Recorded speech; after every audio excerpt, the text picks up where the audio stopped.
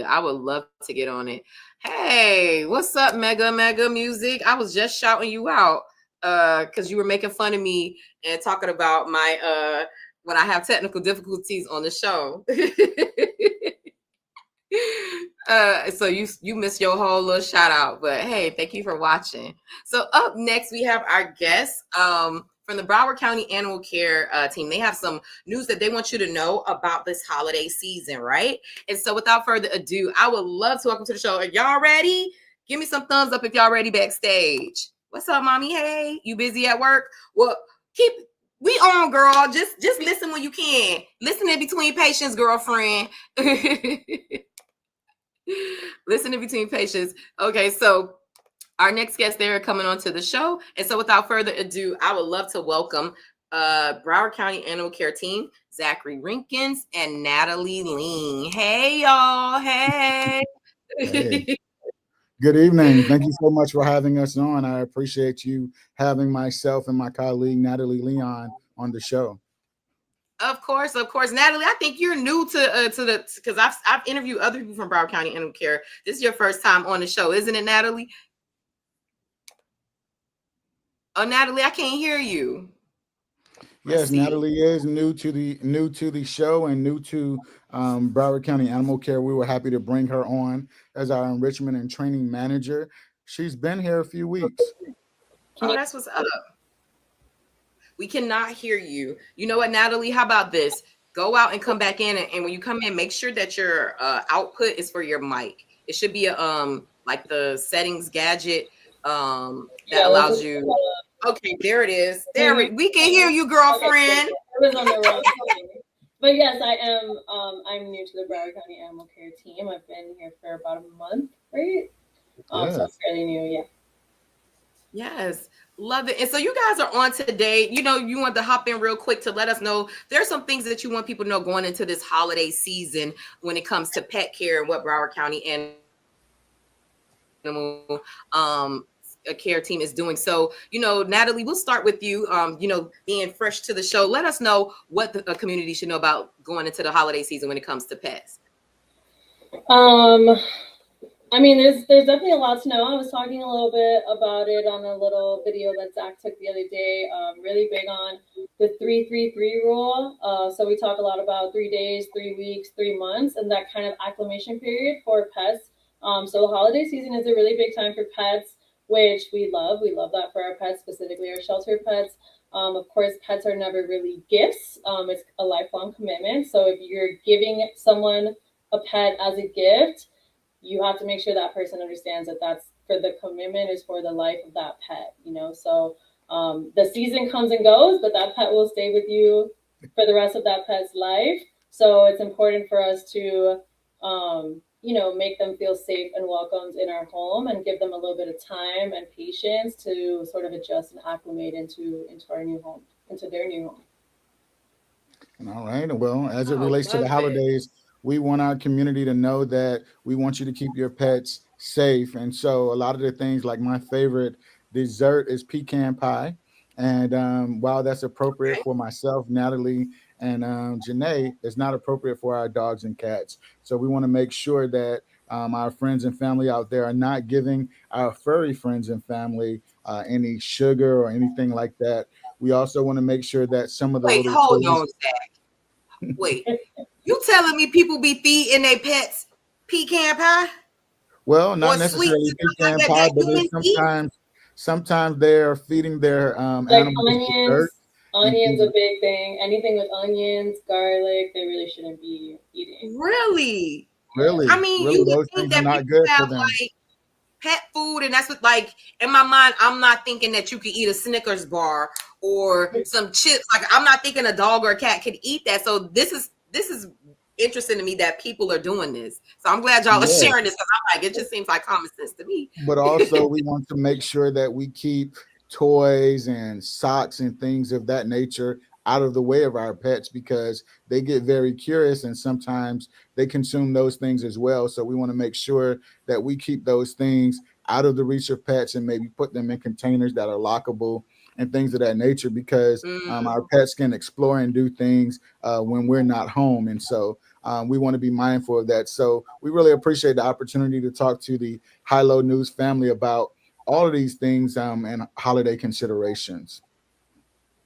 Love it, love it. And so, Natalie, why might not a dog or cat act one way in the shelter, but totally different when they're home? And this isn't more so regards into like them coming home as a pet, because I know this is something too that a lot of people are buying people pets for their gifts. So what should people know about how a pet acts in the shelter versus how they'll act, once you get them home as your gift? Yeah. So the shelter acts as like a way station for these guys. This is a temporary place for them, ideally on their way to something bigger and better and a happy family for them. But while they're here, it can be pretty stressful to be in a kennel for a long period of time with a lot of dogs around them, a lot of noise. So typically when our adopters are walking in here, with both dogs and cats, but you're only going to see about a quarter of who they truly are. And you might see even the worst version of who they are because they're so stressed out. So if a dog, for example, hasn't gotten out today or went out earlier and has to go out again, that dog might be jumping up and might be like really barking and wanting to go out or jumping up on the glass. And so people will see that and say, oh no, that dog is really high energy. I don't need a dog like that. But you take it outside, it goes to the bathroom, and then they're like super chill. So what the dog that you're seeing here or the cat, either one of these pets that you're seeing here, it's only a quarter of who they truly are because they're not in a home and they belong in a home. And this is sort of like a temporary home for them, but it doesn't feel like a home for them. It's a lot of noises and smells and senses. And they don't have that consistent person or people that is with them on a daily basis.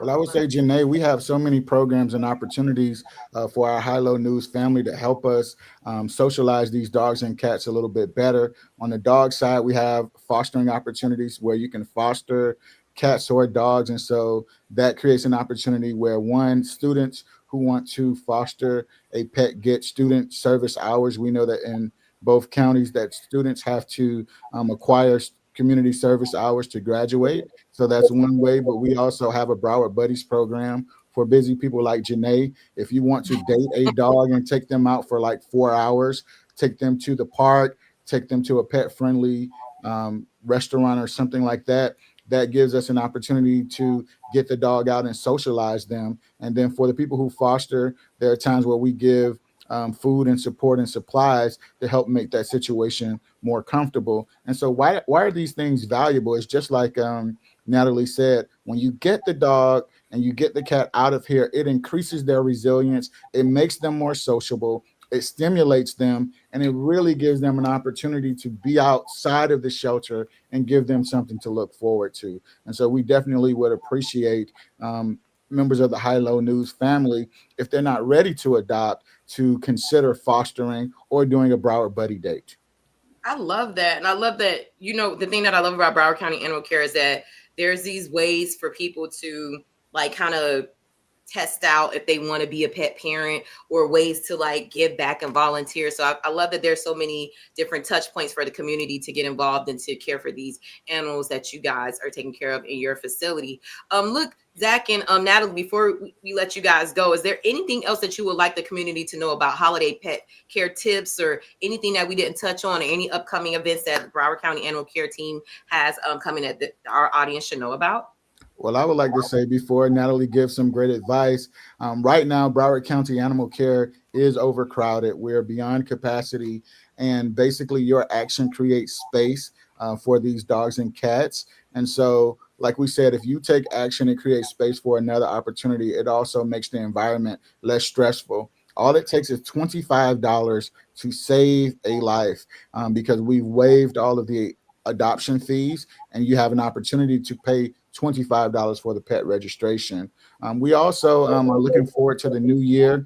We'll have our continued wellness clinics where people can come and get their rabies vaccinations, preventatives, microchips, and things of that nature, and also get the discount on the pet registration if they get the microchips. We're also going to be out in the community as we are at the different cities, at the different events, also sponsoring our friends like HyLo News and others to get the message out to all communities. And so we definitely sympathize with what you said about the Christmas time being very tough. So if you're a family who needs food for your dog or cat, or resources like a cage or a bed and things of that nature. We have a network of people that work with us and donate to us. We have resources that we can extend to you. And depending on the situation, we can deliver those pets. We can deliver those resources rather to you at your home. And so it really creates a great opportunity to work together to have a successful pet journey. And then while you have those pets, Natalie has so many resources and expertise as it relates to behavioral things that can create a successful opportunity. Absolutely. Yeah, so I am here to support all of our fosters and adopters. If you come and adopt a cat or a dog from us, I will be here to support you every step of the way.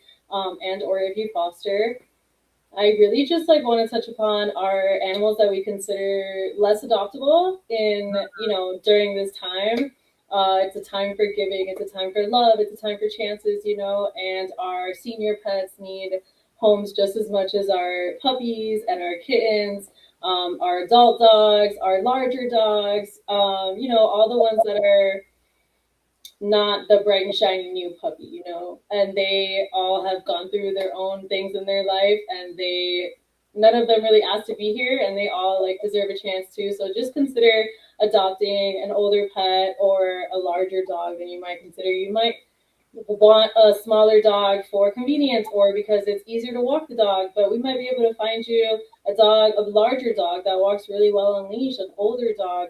And these guys deserve a chance too, So I definitely want to put a good word out there for our older pets and the ones that constantly get overlooked because they're jumping around in the kennel and because they're just not getting seen. And that's why programs like Broad Buddies and Fosters are so great, because people can see them as individuals outside of this environment, but definitely give them a chance too.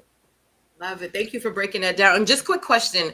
If you live in Dade County or Palm Beach County, can you adopt a pet in Broward County or foster a pet in Broward County? Or do you have to be a Broward County resident in order to do this? Well, you definitely can adopt a pet from anywhere in the country. We have people that fall in love with a pet and they come down and make the adoption. And so in terms of people who are adopting from different counties, that just has some licensure differences. In Broward County, all residents who adopt or own a dog or cat or even a ferret have to have a pet registration, and not the pet registration for the ferret, but a pet registration for their dogs and cats, and also have to be up to date with their rabies vaccinations.